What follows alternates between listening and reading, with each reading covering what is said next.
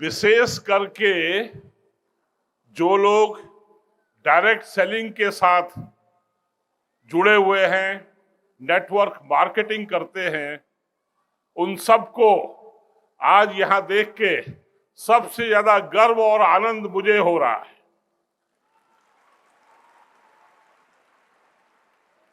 वह इसलिए कि 2016 में मैं भारत सरकार का उपभोक्ता मामले विभाग का सचिव था और उस समय आपके जो सब साथी यहां पर हैं, जो सब अभी कंपनी के सीईओ यहां पर आए, आपने सम्मान दिया, ये सब लोग 2016 में मेरे पास आए और कहने लगे हमें कानून चाहिए, हमें नियम कानून चाहिए। प्रवीण जी यहां पर हैं, प्रवीण जी बहुत समय से नियम कानून से आगे बढ़ते हैं, तो मुझे बड़ा अजीब लगा कि कोई इंडस्ट्री, कोई उद्योग के लोग, उनको कानून चाहिए। मैंने कहा हमारे देश में तो बहुत से कानून है और हम लोग पालन करने में बड़ा अच्छा नहीं लगता हमें।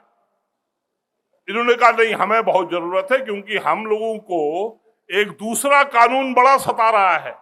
वो कानून क्या था? Price chit money circulation.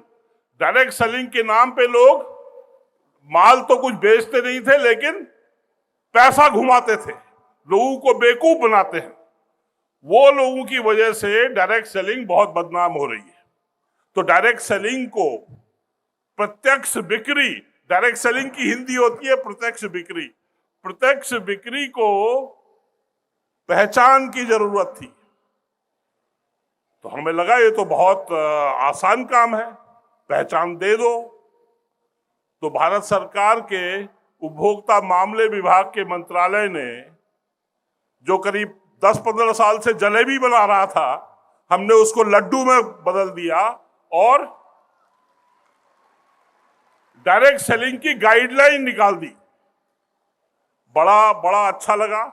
और आज जब मैं पूरा हॉल, इंदिरा गांधी स्टेडियम भरा पूरा देख रहा हूं महिला नारी शक्ति से, मुझे बहुत आनंद इसलिए आ रहा है कि 2016 में जो हमने किया वो बहुत अच्छा काम किया। और उसके बाद 2019 में कंज्यूमर प्रोटेक्शन एक्ट, उसमें डायरेक्ट सेलिंग की डेफिनेशन आ गई। सेक्शन 2 सबसेक्शन 13, सबने पढ़ा है सेक्शन 2 सबसेक्शन 13? नहीं तो आज जाके फिर से पढ़िएगा। उसमें है sale of goods, marketing of goods and services through a network of sellers. और आप सब लोग यहां पर जो है नेटवर्क ऑफ सेलर्स हैं। मनी सर्कुलेट नहीं करते हैं, आप लोग प्रोडक्ट को बेचते हैं, बहुत से सुंदर प्रोडक्ट को एक दूसरे के पास ले जाते हैं, रिश्ता बनाते हैं, पहचान बनाते हैं, एडवर्टाइज करते हैं। बहुत कठिन डगर है, बहुत कठिन काम है, लेकिन आपने अपनी ऊर्जा से, अपनी सहन शक्ति से, अपनी क्षमता से इसको बहुत आसान बनाया है। और इससे अच्छा क्या दिन हो सकता है? आज महाशिवरात्रि है, महिलाएं सब शिवजी में जल चढ़ाती हैं, लेकिन आज आपने पूरे इस मंच में डायरेक्ट सेलिंग के शिव को जल चढ़ाया है। मैं आप सबको बधाई देता हूं। मंच में यहां पर प्रवीण जी आए हैं, इनको मैं भी 2016 साल से जानता हूं। इनकी इंडस्ट्री, जिसका ये संगठन के नेता हैं, वो इंडस्ट्री हमारे देश में कितनी है? $1 ट्रिलियन, $1,000 की इंडस्ट्री है।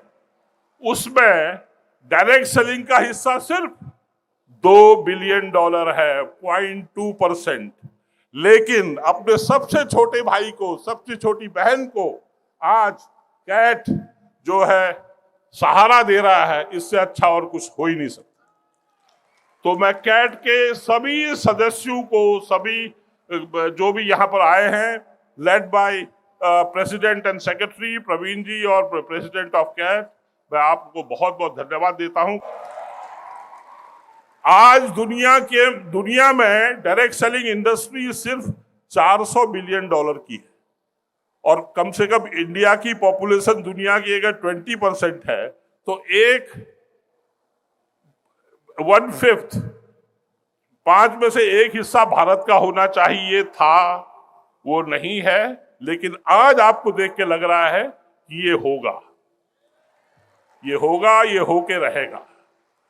विशेष करके 60 to 70% महिलाएं इसमें फुल टाइम पार्ट टाइम मेहनत कर रही हैं, और महिलाओं से ज्यादा अच्छा रिश्ता बनाना, सहन शक्ति और ऊर्जा किसके पास होती है? किसी के पास।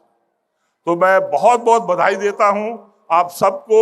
और इसके साथ हमारी और एक संस्था FDSA, federation of direct selling association, FDSA यहाँ पर हैं, गुप्ता जी हैं, किशोर जी हैं और रेड्डी गारू हैं, all the way from Telangana he is here.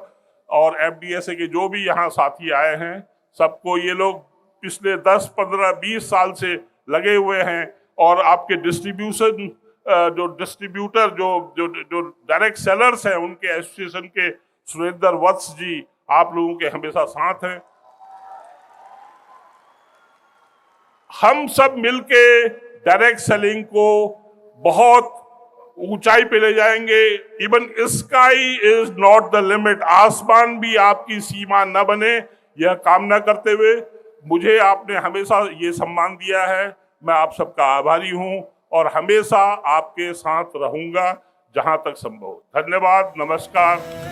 संविधान जब साथ खड़ा है तो डर कैसा, मान चुके हम सभी नहीं कोई अपने जैसा, सच्ची लगन से है तूफान रुख मोड़ता, अकेला चलना भार नहीं फोड़ता।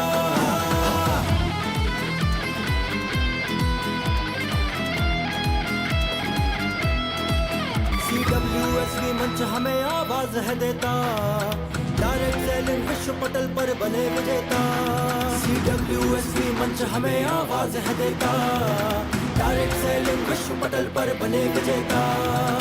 ऐसे क्षण में सोच अगर तू मौन धरेगा, भारत को मजबूत बताकर कौन करेगा, विश्व गुरु बनने से फिर कौन तुझे रोकता। अकेला चलना, अकेला चलना, अकेला चलना भाग नहीं